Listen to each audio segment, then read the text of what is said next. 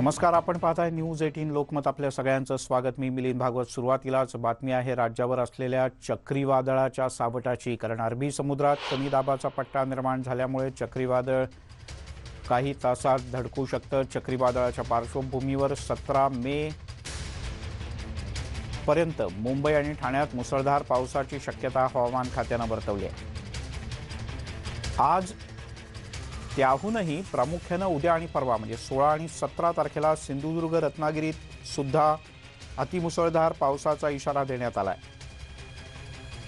13 मेच्या सकाळी दक्षिण पूर्व अरबी समुद्रात आणि लक्षद्वीपच्या परिसरात कमी दाबाचा पट्टा तयार झाला आहे आणि 15 मे रोजी म्हणजे आजपासून लक्षद्वीप आणि परिसरात वादळी पावसाची शक्यता आहे. ही तीव्रता वाढत जाईल. 16 मेला त्याचं पूर्ण चक्रीवादळात रूपांतर होईल आणि 16, 17, 18 असा 3 दिवस कोकण किनारपट्टीला त्याचा फटका बसू शकतो. ताशी अंदाजे 40 ते 60 किलोमीटर इतक्या वेगानं किंवा कदाचित त्याहीपेक्षा अधिक वेगानं वारे वाहण्याची शक्यता आहे.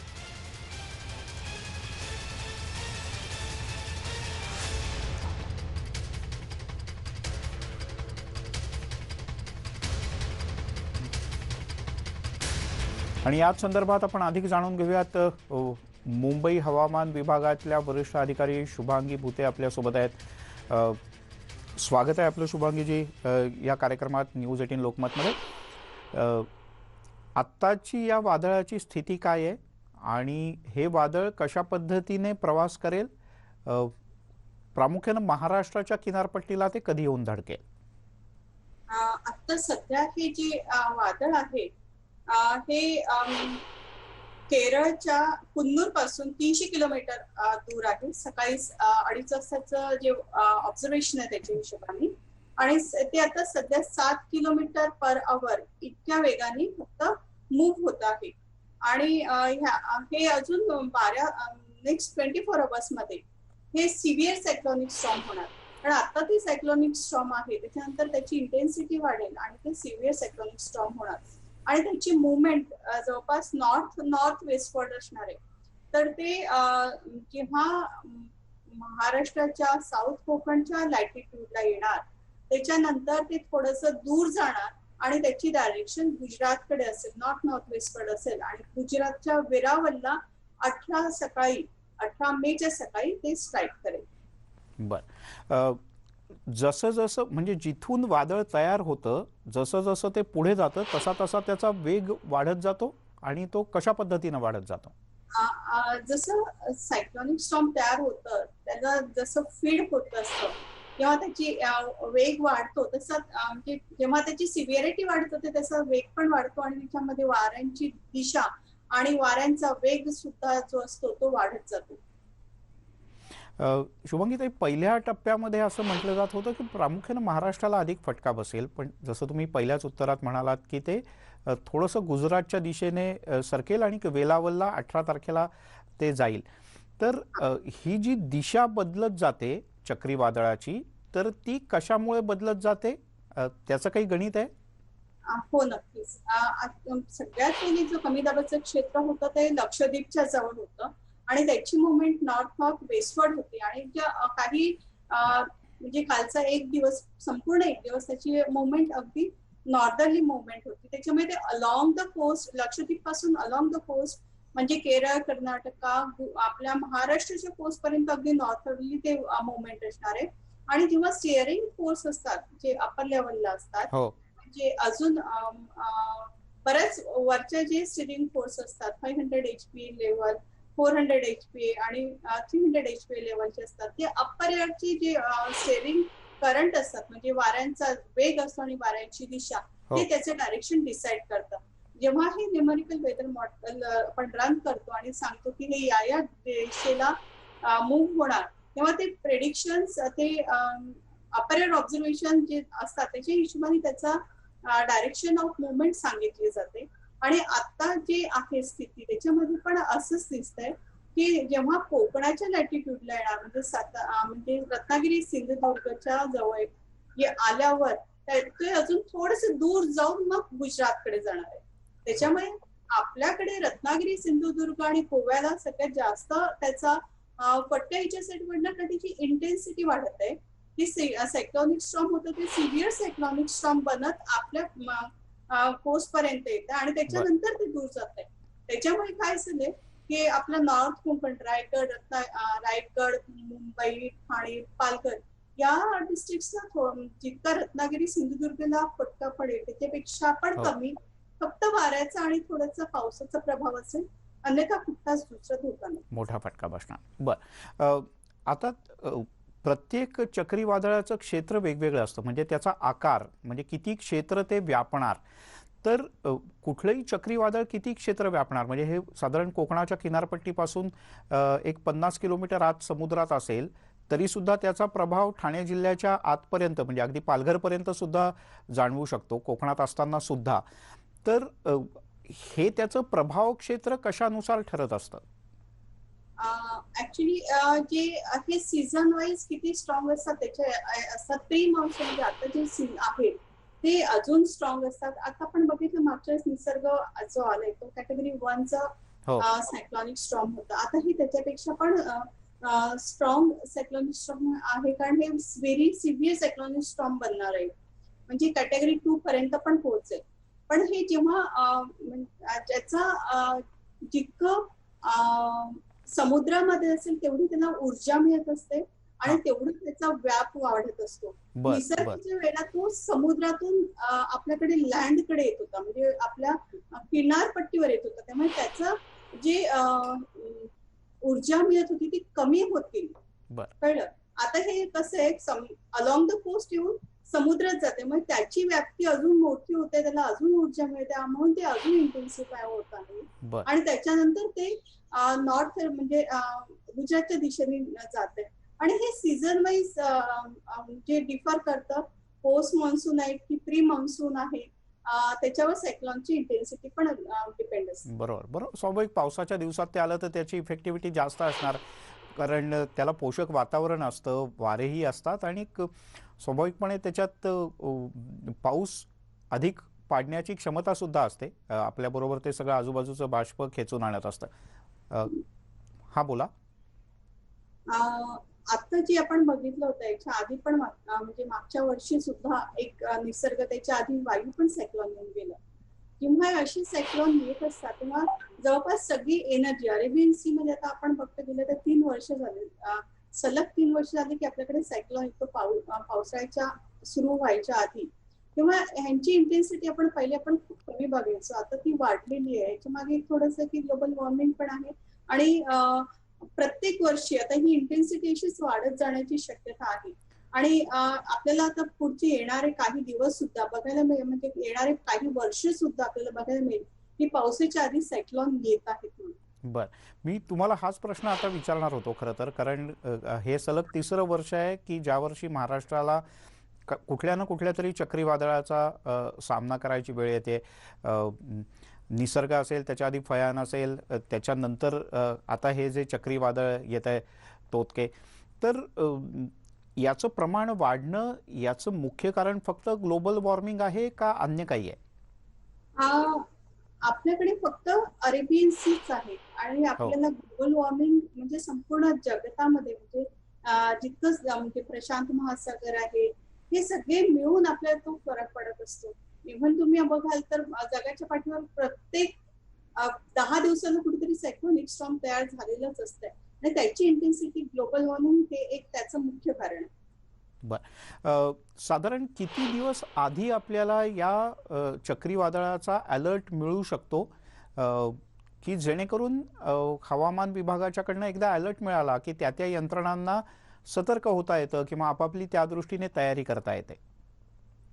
भारतीय हवामान विभाग आपल्याला माहिती आहे की 10 दिवसाचा फोरकास्ट, मीडियम रेंज फोरकास्ट येतो आणि त्याच्यामध्ये कुठं पण कमी दाबाचं क्षेत्र जे निर्माण होत असेल हे आपल्याला 10 दिवस आधी पण कळू शकतं आणि त्याच्यामुळे आपण त्याला म्हणजे वेल इन ऍडव्हान्स ट्रॅक करतो. आणि जेव्हा हे कमी दाबाचं क्षेत्र निर्माण होतं तेव्हा आणि त्याला सायक्लॉनिक स्टॉर्म बनेपर्यंत आपल्याला जवळपास 4 ते 5 दिवस आपल्या हातात असतात. त्याच्यामुळे ही जी सिस्टम असते सायक्लॉनिक स्टॉर्मची सिस्टम जी कन्व्हेक्टिव्हेशन असते, तर त्याचे प्रत्येक स्टेजेस असतात आणि ती स्टेज क्रॉस केल्यानंतरच ते इतकं सायक्लॉनिक स्टॉर्म पर्यंत होतं. बर त्याच्यामुळे आपल्याला बराचसा वेळ मिळतो आणि भारतीय हवामान विभाग जेव्हा कमी दाबाचं क्षेत्र निर्माण होत आहे हो तेव्हाच सांगत आहे की लक्षद्वीपच्या जवळ होण्याची शक्यता आहे आणि त्याच्यानंतर झालं आणि आता झालेलं आहे आणि त्याचं इंटेन्सिफिकेशन होत आहे. हे गेले 5 ते 10 दिवस आधीपासूनच आम्ही सांगत आहे आणि जेव्हा झालं तेव्हा पूर्ण ऍक्टिव्हिटी सांगितली. बरोबर. आता हवामान विभाग याच्याकरता काय काय प्रमुख तयारी करत असतं किंवा तुमचा किती दिवसाचा अभ्यास याच्याकरता सुरू असतो की जेणेकरून तुम्हाला कळतं की हे चक्रीवादळ तयार होण्याची शक्यता आहे, आता तयार होतंय, आता तयार झालंय आणि ते किनारपट्टीला येणार? जेव्हा कमी दाबाचं क्षेत्र तयार होत असतं त्याला अनुकूल असं वातावरण असणं गरजेचं असतं. जे समुद्राचं जे तापमान आहे काही घटक आहेत जे त्याला सपोर्ट करणार म्हणजे त्याला सायक्लॉनिक सर्क्युलेशन आहे त्याचं कमी दाबाचं क्षेत्र तयार होत आहे ते कमी दाबाचं क्षेत्राचं इंटेन्सिफिकेशन होत आहे आणि सी सरफेस टेम्परेचर आहे आणि त्याची मुवमेंट कशी असणार आहे आणि जो कमी दाबाचं क्षेत्र तयार झालेलं आहे ते अजून इंटेन्सिफाय म्हणजे टेम्परेचर म्हणजे प्रेशर ड्रॉप होत आहे का हो आणि मग ते कुठल्या डायरेक्शनने मूव्ह होत आहे ह्या सगळ्या गोष्टी बघितल्या जातात. आणि याच्यासाठी न्यूमेरिकल वेदर प्रेडिक्शनचे जे आहेत NWP मॉडेल्स आहेत ते रन केले जातात किंवा आपलेच नाही तर जगभराची मॉडेल्स ग्लोबल मॉडेल्स रन केलेले असतात आणि त्याच्यावर डिपेंड असतं की हे कुठले आणि सगळे मॉडेलचं कॉन्सेंट घेऊन म्हणजे सगळे मॉडेल्स काय दाखवत आहे आणि आपलं पण मॉडेल काय दाखवत आहे ह्याच्या अनुषंगाने मग ठरवलं जातं की हे इंटेन्सिफिकेशन होणार की नाही. जेव्हा कमी दाबाचं क्षेत्र इंटेन्सिफाय होत असतं तेव्हा मग यंत्रणा कामाला लागते आणि त्याच्यानंतर आपण स्टेट गव्हर्नमेंटला सांगतो की हे शक्यता आहे की हे इंटेन्सिफाय होणार आहे. जेव्हा इंटेन्सिफिकेशन होत असतं तेव्हा सांगतात की हे सायक्लॉनिक स्टॉर्म आणि याची डायरेक्शन अशी असण्याची हो शक्यता. हो. जेव्हा हे पण इंटेन्सिफाय पण होत असतं शुभांगीताई, तेव्हा हे सगळं एंटायर करायला तुम्हाला लागतो तो त्याचं दररोजचं मॉनिटरिंग किंवा दररोजचा अभ्यास. आणि आहे त्याकरता तुमचे जे ठोकताळे आहेत किंवा जी गणितं आहेत, वाऱ्याच्या दिशाची आणि वेगाची गणितं आहेत, त्या त्या सगळ्याला एक सपोर्टिव्ह गोष्ट असते ती म्हणजे रडार. आणि साधारण एक 7-8 वर्षांपूर्वी मुंबईत रडार लावायला जागा मिळत नव्हती, अशा प्रकारची स्थिती होती. काहीतरी टेक्निकल एरर्स होत्या. सध्या काय स्थिती आहे? आपल्याला कुठल्या कुठल्या रडारच्या माध्यमातून याची माहिती मिळते किंवा याच्यावर मॉनिटरिंग करता येतं? आपल्याला जे आता रडार आहे गोव्याला म्हणजे महाराष्ट्राचं सांगते मी. हो गोव्याला रडार आहे मुंबईला रडार आहे आणि आता हे सायक्लोन आपण ट्रॅक करत आहे भुज पर्यंत तर भुजला पण DWR रडार आहे. हा संपूर्ण सायक्लोनचा आपल्याला ट्रॅक पण रडारवर मिळेल आहे आणि याच्यासोबतच जेव्हा हे सायक्लोन तयार होतं हाय स्पीड विंड रेकॉर्डर्स असतात हे सुद्धा म्हणजे ह्या निरीक्षणासाठी उपयोगी आणले जातात. हाय स्पीड विंड रेकॉर्डर म्हणजे तुमची किती जास्तीत जास्त विंड स्पीड होता ह्या दरम्यान हे सुद्धा रेकॉर्ड केलं जातं आणि जेव्हा सिस्टम आपल्या कोस्टच्या जवळ येत असतं तेव्हा अवरली ऑब्झर्वेशन पण घेतले जातात. फिशरमॅनना वॉर्निंग दिली जाते 3 तास आधी म्हणजे जवळ येत आहे जवळ आले आणि पास होत आहे अशा काही वेगवेगळ्या स्टेजेस आहे या वेगवेगळ्या स्टेजेस मध्ये सुद्धा वॉर्निंग दिल्या जातात आणि बर ही निरीक्षण जोपर्यंत हे जे सिस्टम आहे विकल होत नाही तोपर्यंत ही कंटिन्यू असतं. बर नाही, पण मग मुंबईच्या जवळ मध्ये आम्ही असं ऐकलं होतं किंवा लोकांनाही याची उत्सुकता आहे स्वाभाविकपणे की एक नाही तर 3 किंवा 4 डॉपलर रडार महाराष्ट्राच्या करता तैनात केली जातील किंवा इन्स्टॉल केली जातील आणि जेणेकरून अधिक अचूक माहिती, जसं मागच्या पावसाळ्याच्या वेळेला मुंबई वेधशाळेनं इतक्या तासाला पाऊस पडेल किंवा पुढच्या 3 तासाने पाऊस पडेल किंवा इतक्या प्रमाणात पाऊस पडेल इतकी अचूक माहिती दिली होती. तर हे डॉपलर रडार्स आता 4ही पूर्ण क्षमतेनं काम करू लागलेत? हे जे डॉपलर वेदर रडार आहे एक्सपॅन्ड होते आणि मुंबईच्या 4 ठिकाणी लागणार आहे. हे अजून फक्त कोविडच्या पिरियडमध्ये थोडंसं डिले झालेलं आहे. अदरवाईज आता जे अर्चनामध्ये जे डॉपलर वेदर रडार आहे भारतीय हवामान विभागाचं ते अजूनही अतिशय कार्यक्षम आहे आणि त्याच्या अनुषंगानेच आम्ही नौकाच करतो जे 3 तासाचं तुम्ही जे म्हणालात त्याला नौकाच म्हणतात.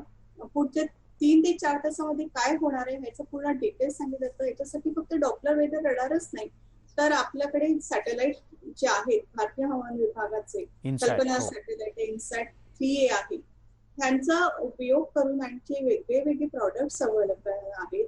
यांचा सगळ्यांचा वापर करून आणि सोबतच सिनॉप्टिक सिच्युएशन असते की ज्याच्यामध्ये आपल्याला कळतं की इथं कन्व्हेक्शन होण्याचे चान्सेस आहेत. कन्व्हेक्शन म्हणजे थोडस उष्णता वाढणार, मग ह्युमिडिटी येणार आणि मग लाइटनिंग किंवा थंड होण्याची शक्यता आहे. ही हो. जेव्हा माहिती असतं तेव्हा आपण ते निरीक्षण त्या त्या वेळेला बघतो आणि मग आवरली म्हणजे 3 आवरली नौकास पण आपण देत असतो. बर, आता 17 तारखेपर्यंत, म्हणजे आज 15 तारीख आहे, 17 किंवा 18 तारखेपर्यंत तुम्ही दर 2-3 तासाने या संदर्भातल्या वादळासंदर्भातल्या अपडेट्स देणार आहात का? आणि महाराष्ट्राचा धोका किंवा महाराष्ट्रातले जे 60 ते 80 किलोमीटरपर्यंत वेगाने वाहणारे जे वारे आहेत, तर त्याची तीव्रता कधीपर्यंत कमी होईल? जेव्हा चक्रीवादळ हे जे तावते चक्रीवादळ आहे, जेव्हा 15 तारखेला संध्याकाळी ते कोकणाच्या जवळ येणार, म्हणजे आज संध्याकाळी जवळ येणार आणि 16 तारखेपर्यंत ते थोडस अजून दूर जाणार. 16 तारखेच्या म्हणजे मध्यरात्रीपर्यंत दूर जाणार. पण जेव्हा अप्रोचिंग आहे, म्हणजे आता जे जवळ जवळ येते तेव्हा अवर्ली ऑब्झर्वेशन आता गोव्याला सुरू झालेली आहे की प्रत्येक तासाला काय विंड स्पीड आहे, प्रेशर कसं आहे, वाऱ्याचा वेग काय आहे, ह्या सगळ्या गोष्टी निरीक्षणात घेतली जातात. आणि त्याच्यानंतर जेव्हा रत्नागिरीच्या लॅटिट्यूडला येणार तेव्हा रत्नागिरी सुद्धा अवर्ली ऑब्झर्वेशन सुरू करणार आणि ह्या सगळ्या गोष्टी निरीक्षण आम्हाला पाठवणार आणि ह्या सगळ्या कलेक्टिव्हली नंतर हेडक्वार्टरला पाठवल्या पण जातात. हे जोपर्यंत आपल्याला अप्रोचिंग आहे, म्हणजे जवळ जवळ येते तोपर्यंत ही यंत्रणा अशीच कार्यरत राहील. जोपर्यंत 500 किलोमीटर पेक्षा दूर जाणार नाही तोपर्यंत ही अशीच यंत्रणा काम करत राहणार आणि जशी ती गुजरातच्या जवळ आहे तर गुजरात सुद्धा अशाच पद्धतीने काम करते. बर. शुभांगीताई, खूप खूप धन्यवाद. तुम्ही फार सविस्तरपणे आणि म्हणजे आणखीनही काही प्रश्न लोकांच्या मनात होते, पण आपल्याला वेळेची मर्यादा आहे, त्यामुळे आपण आत्ता इथे थांबूयात. पण अनेक प्रश्नांची तुम्ही उत्तरं दिलीत आणि मनातल्या प्रश्नांचं, शंकांचं निरसन केलं. खूप खूप धन्यवाद न्यूज 18 लोकमतशी बोलल्याबद्दल. तेव्हा आज संध्याकाळच्या सुमारास कोकणाच्या किनारपट्टीच्या अगदी जवळ हे वादळ पोहोचेल आणि उद्या संध्याकाळ नंतर हे किनारपट्टीपासून थोडंसं दूर जाईल आणि मग गुजरातच्या दिशेने हे वादळ रवाना होईल. तुर्तास या बुलेटिनमध्ये एक छोटासा ब्रेक घेऊयात. सर्व प्रकारच्या ताज्या अपडेट्ससाठी news18lokmat.com या आमच्या वेबसाईटला लॉग ऑन करा. फेसबुक आणि ट्विटरवर फॉलो करा.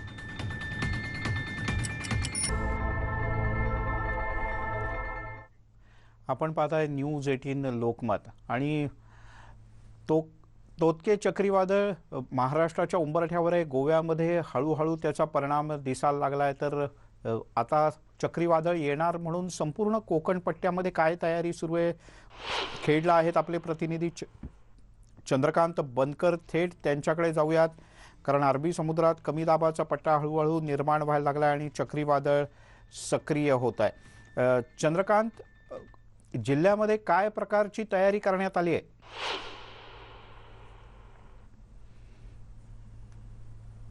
गेल्या 4-5 दिवसांपासून रत्नागिरीचे जिल्हाधिकारी आहेत यांनी कोकण किनारपट्टीवरती अतिदक्षतेचा या ठिकाणी इशारा दिलेला आहे. कारण अरबी समुद्रामध्ये कमी दाबाचा पट्टा निर्माण झाल्यामुळे वादळाची शक्यता आहे आणि गेल्या 2 दिवसापासून उत्तर रत्नागिरी विभाग जो आहे, खेड, दापोली, मंडणगड असेल, चिपळूण असेल, गुहागर असेल, या ठिकाणी मात्र जोरदार वादळ का संध्याकाळच्या वेळेला झालं. काल अवकाळी पाऊस देखील जोरात झाला. ग्रामीण भागामध्ये सुद्धा जोरदार वादळ या ठिकाणी झालेलं आहे. आता आपण माझ्या पाठीमागे आपण बघू शकतो की काल वादळाने खेड असेल, दापोली असेल किंवा सह्याद्रीचा जो पट्टा आहे त्या ठिकाणी जोरदार वादळ झालं आणि आज सकाळपासून वातावरण जे आहे हे पूर्णपणे ढगाळ आहे. माझ्या पाठीमागे आपण बघू शकतोय की हे अशा प्रकारे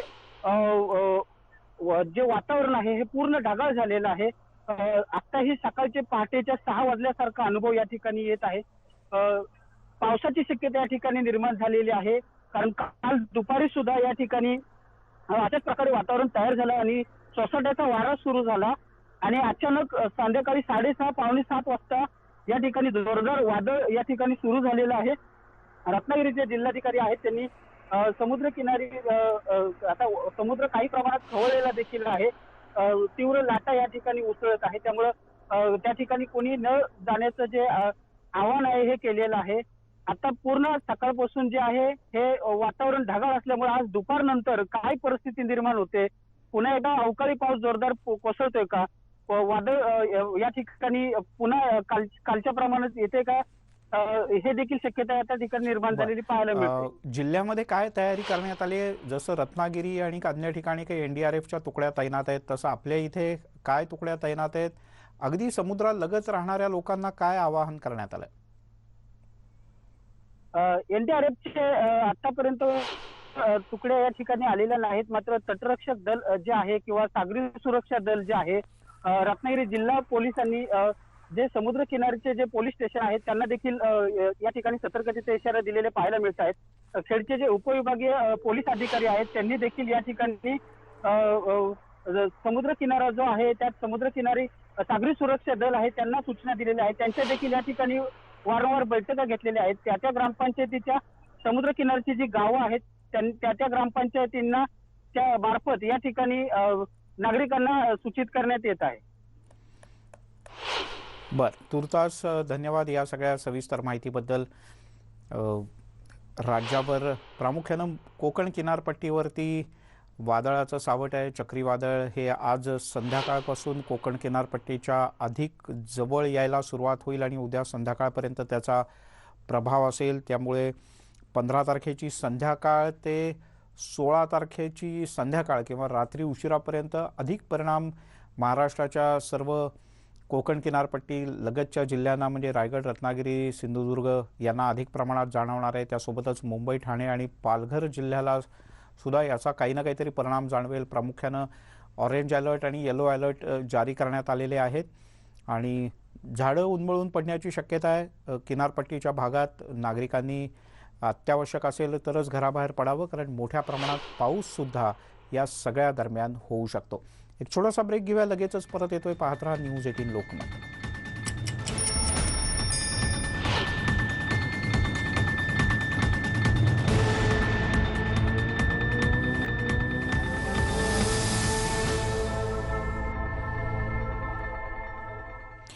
ब्रेकनंतर आपल्या सगळ्यांचं पुन्हा एकदा स्वागत. तोतके चक्रीवादळ हे हळूहळू महाराष्ट्राच्या उंबरठ्यावर येत आहे. गोव्यामध्ये त्याचा काहीसा परिणाम जाणवायला लागला आहे. रत्नागिरी जिल्ह्यामध्ये काय तयारी केली प्रशासनानं, प्रामुख्यानं किनारपट्टीच्या भागात काय इशारा दिलेला आहे ते आपण पाहूयात, कारण अरबी समुद्रात कमी दाबाचा पट्टा आता झपाट्यानं निर्माण होत आहे. स्वप्नील घाग आपले प्रतिनिधी आपल्यासोबत आहेत. स्वप्नील, काय तयारी आहे? मिलिंद, सध्या तरी समुद्र जो आहे हा आहे, मात्र पुढच्या 12 किंवा 24 तासामध्ये शक्यता वर्तवण्यात आहे. याच अनुषंगाने संपूर्ण जिल्ह्यात किनारपट्टीवरती राहणारे मच्छीमार आहेत त्याचा इशारा दिलेला आहे. त्यामुळे अजून त्या ठिकाणी देखील या काळामध्ये नेमक्या काय काय उपाययोजना करायच्या या संदर्भात देखील सूचना जारी केलेल्या आहेत. त्यामुळे प्रशासन पूर्ण सज्ज आहे. मच्छीमारांना देण्यात आलेले आहे की कोणीही समुद्रामध्ये मच्छीमारीसाठी जायचं नाहीये आणि त्यामुळे मच्छीमार बांधव जे आहेत त्यांनी आपल्या बोटी ह्या किनाऱ्यावरती ठेवलेल्या आहेत. लॉकडाऊन असल्यामुळे अनेक बहुतांश लोक ही घरात आहेत, त्यामुळे तेवढी चिंता करण्याचं म्हणजे काळजी नाही असं प्रशासनाकडून सांगण्यात येत आहे. मात्र या वादळाचा नेमका फटका काय असेल, की त्याची तीव्रता काय असेल, हे मात्र अजून इथे स्पष्टपणे सांगण्यात येत नाहीये. कारण मागच्या वेळेला जेव्हा निसर्ग चक्रीवादळ झालं त्यावेळेला गुहागरला त्याचा फारसा फटका बसला नव्हता, फक्त किनारपट्टीच्या काही भागात बागायतीने फटका बसला होता. त्याच अनुषंगाने या वेळेला हा जो चक्रीवादळ येत आहे त्याचा नेमका फटका काय असेल याची कल्पना नसल्यामुळे प्रशासन ह्या सगळ्या गोष्टींवरती लक्ष ठेवून आहे. गावागावामध्ये प्रशासनाच्या टीम आहेत. रत्नागिरी जिल्ह्यामध्ये एनडीआरएफच्या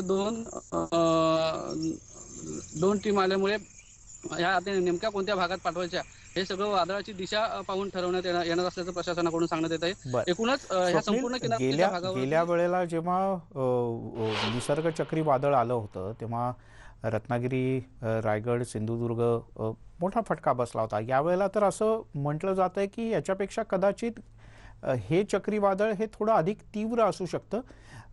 लोकांनी आधीच तयारी केली आपापल्या घरी?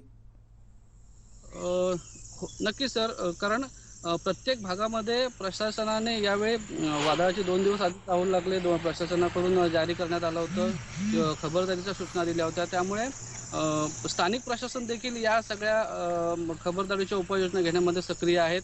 गावागावामध्ये दवंडी दिली जाते की प्रत्येकाने आपली आपली कशी काळजी घ्यायची आहे. या काळामध्ये आपले मोबाईल फोन असतील किंवा लाईट्स असतील, चार्जिंगच्या बॅटरीज असतील, या सर्व चार्ज करून ठेवण्याच्या सूचना आहेत. म्हणजे कशा पद्धतीने आपण ह्या संकटातून बाहेर पडायचं आहे किंवा संकटापासून वाचायचं आहे, ह्या सगळ्या सूचना ह्या प्रत्येक स्थानिक स्तरावरून देण्यात येत आहेत. त्यामुळे लोकांकडे वेळ आहे. आता सर 10 वाजलेत, मात्र 10 वाजले असताना सुद्धा सूर्यप्रकाश क्लिअर नाहीये, इतकं ढगाळ वातावरण आहे, हवा अजिबात नाहीये, अत्यंत गरमी या ठिकाणी उष्णता जाणवते. त्यामुळे मच्छीमारांकडून देखील असं सांगण्यात येत आहे की की हे सगळं जेव्हा होतं किंवा असं होतं, आताची जी समुद्राची परिस्थिती आहे, ह्या समुद्राची पाण्याची पातळी ही नेहमीपेक्षा अत्यंत खालवलेली आहे, असं मच्छीमारांकडून सांगण्यात येतं. त्यामुळे वादळाची तीव्रता ही त्यांच्या अनुभवानुसार ही खूप जास्त असू शकते, असं मच्छीमार सांगतायत. त्या अनुषंगाने संपूर्ण जिल्ह्यामध्ये किंबहुना गुहागर तालुक्यामध्ये मच्छीमारांकडून योग्य ती खबरदारी घेतली जाते, तालुका प्रशासनाकडून योग्य ती खबरदारी घेतली जाते आणि त्या अनुषंगाने संपूर्ण जी जनजागृती आहे किंवा सूचना आहेत त्या दिल्या जात आहेत. बर, तुर्तास खूप खूप धन्यवाद या सगळ्या माहितीबद्दल स्वप्नील. आणि तू सांगितलेली एक खूण फार महत्त्वाची आहे, ती म्हणजे समुद्राची पातळी थोडीशी खालावली. जेव्हा अशा प्रकारचं चक्रीवादळ येत असतं तेव्हा ज्या ज्या प्रकारचे आडाखे असतात पिढ्यानपिढ्यांचे बांधलेले, की काय काय त्याचा परिणाम होतोय, तर त्यातला हा एक महत्त्वाचा परिणाम आहे रत्नागिरी जिल्ह्याच्या किनारपट्टीवर आपल्याला दिसतोय. आता आपण रायगड जिल्ह्यात येऊयात. मोहन जाधव आपले प्रतिनिधी अलिबागहून आपल्यासोबत जोडले गेले आहेत. मोहन, रायगड जिल्ह्याच्या किनारपट्टीच्या गावांमध्ये काय तयारी करण्यात आली आहे ते आपण आपले प्रतिनिधी मोहन जाधव यांच्याकडनं जाणून घेऊयात. पण NDRFच्या टीम अनेक ठिकाणी तैनात करण्यात आले आहेत. रत्नागिरीमध्ये 2 टीम तैनात करण्यात आले आहेत प्रामुख्यानं. आणि याच्यामागचं महत्त्वाचं कारण हेच आहे की नंतर धावपळ करायला लागू नये. म्हणजे जसं फयान आणि निसर्ग चक्रीवादळाच्या वेळेला नंतर प्रशासनाची फार धावपळ उडाली होती. विविध ठिकाणी मदत आणि बचाव कार्य पोहोचवण्यासाठी पडलेली झाडं सरळ करणं किंवा विजेचे खांब व्यवस्थित लावणं, यात खूप मोठा कालावधी गेला होता. यावेळेला मात्र पुरेशी आधी कल्पना मिळाल्यामुळे राज्य सरकारसोबतच स्थानिक जिल्हा प्रशासनसुद्धा सक्रिय झालं आहे आणि विविध प्रकारची तयारी करून ठेवण्यात आलेली आहे. प्रामुख्यानं नागरिकांनाही आवाहन करण्यात आलं आहे, तुम्ही घरामध्ये पिण्याच्या पाण्याची पुरेशी साठवणूक करा, कोरडे खाद्यपदार्थ आपल्या घरी असतील याची काळजी घ्या आणि अत्यावश्यक असेल तरच किनारपट्टीच्या अगदी लगत असणाऱ्या लोकांनी घराबाहेर पडावं, अन्यथा शक्यतो घराबाहेर पडायचं टाळावं, असं आवाहनसुद्धा प्रशासनानं केलं आहे.